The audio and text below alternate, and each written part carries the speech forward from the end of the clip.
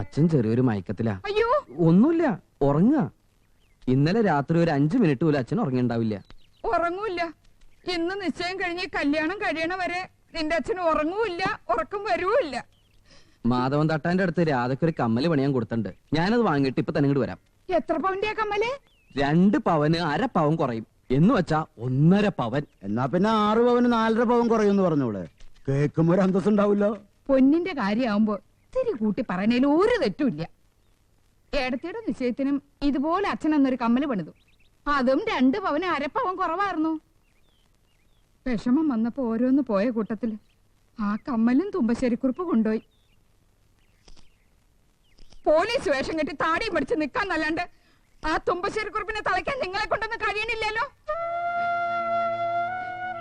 ഇവിടെ ഓരോ വിശേഷം വരുമ്പോഴും മനസ്സിൽ വരണത് ആ ദുഷ്ടന്റെ മുഖം. കണ്ണടച്ചിരുട്ടാക്കിയാലും ആ മുഖം പോവില്ല. ഇങ്ങനെ തുറച്ചു നോക്കും.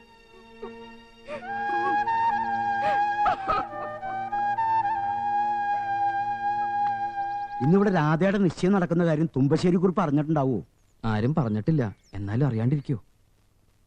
എന്നാ കമ്മല് വാങ്ങാൻ പോണ വഴിക്ക് നീ ആ തുമ്പശ്ശേരി കുറിപ്പിന്റെ അന്തരീക്ഷം കൂടി ഒന്ന് മണത്തു പിടി. സമയം നോക്കി നെഞ്ചത്ത് കുത്തുന്നവനാ കുറിപ്പ്. നിന്റെ അച്ഛന്റെ മനസ്സിൽ നിന്ന് തുമ്പശ്ശേരി കുറിപ്പ് ഉണ്ടാവും. അതാവും രാവിലെ ഇങ്ങനെ തൂങ്ങിപ്പിടിച്ചിരിക്കുന്നത്.